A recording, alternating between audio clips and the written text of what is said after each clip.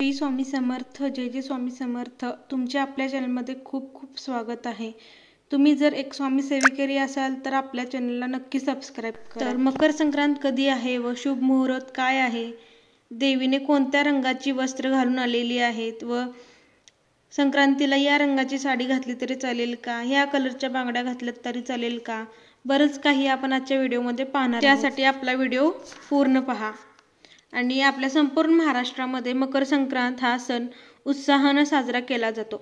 वर्ष 2025 मध्ये मकर संक्रांत हे 14 जानेवारी मंगळवारी येत आहे आणि साजरी केली जाणार आहे.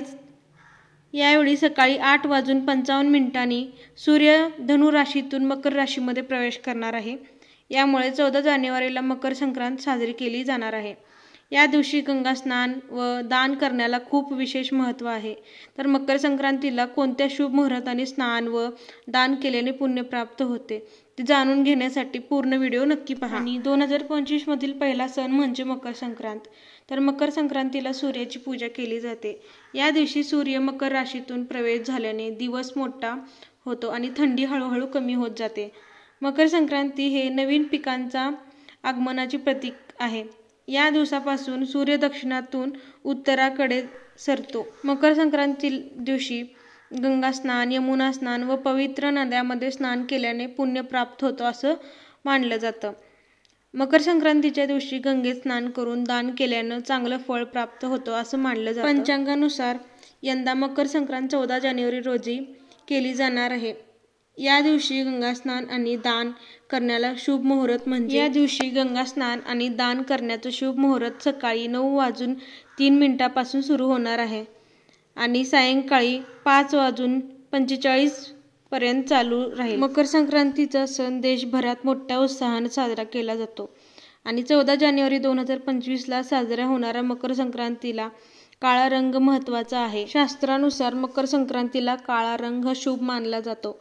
पण दरवर्षी मकर संक्रांतीला एक कुठला तरी रंग साडी किंवा ड्रेस घातला जात नाही. कारण मकर संक्रांतीला देवी ज्या रंगाची साडी विराजमान होते त्या रंगाची साडी संक्रांतीमध्ये नेसायची नसते. देवीने परिधान केलेल्या रंगाची साडी ही मकर संक्रांतीमध्ये इतरांनी नेसू नये असं अशुभ मानलं जातं. त्यापूर्वी यंदा काळ्या रंगाच्या साडीसह कोणत्या रंगाची साडी नेसणे हे शुभ मानले गेले आहे ते पाहूया. महिलांनी काळ्या रंगासोबत कोणताही कलर घालू शकता, फक्त पिवळी रंगाची साडी घालायची नाही. कारण ह्या वर्षी देवीने त्या रंगाची साडी परिधान करून आलेली आहे, त्यामुळं पिवळा रंग घालायचा नाही. कारण 2025 मध्ये मकर संक्रांतीला यंदा देवी पिवळ्या रंगाची साडी परिधान करून येणार आहे. त्यामुळं तुम्ही कोणत्या पण कलरचा साडी घालू शकतो पिवळा रंग सोडून. त्यामुळे यंदा पिवळ्या रंगाची साडी नेसायची नाही.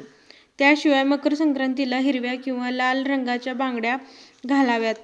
मकर संक्रांतीला बांगड्या भरताना एक हातात एक बांगडी अधिक घालावी. त्याशिवाय मकर संक्रांतीला लाखेच्या बांगड्याला महत्त्व आहे, त्यामुळे यंदा नक्की लाखेच्या बांगड्या तुम्ही घालाव्यात. मकर संक्रांतीला काळ्या रंगाला इतकं महत्त्व का दिलेलं आहे, कारण मकर संक्रांतीच्या दिवशी काळे वस्त्र परिधान करण्याची प्रथा आहे. काळा रंग हा अशुभ नाही, सौभाग्याचं लेणं.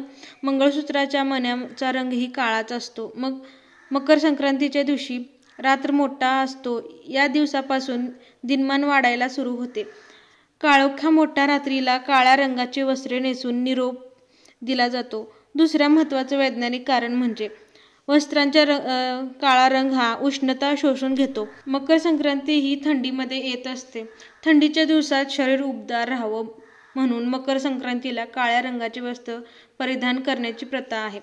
थंडीच्या दिवसात तीळ, शिरास अत्यंत उपयोगी आहे म्हणून तिळगुळ देण्याची प्रथा पडली. वर्षभरात कोणीही भांडण झालं असेल व मकर संक्रांतीच्या दिवशी तिळगुळ देऊन क्षमा करू आणि विसरून जाऊया असा संदेश देण्याची प्रथा आहे. आणि तिळगुळ घ्या, गोड गोड बोला असंही बोललं जातं. जर तुम्हाला ही माहिती आवडली असेल तर आपल्या चॅनलला नक्की सबस्क्राईब करा. श्री स्वामी समर्थ. जय जय स्वामी समर्थ. स्वामी सेवा करा आणि स्वामी सेवकी घडवा ही स्वामीचरणी प्रार्थना.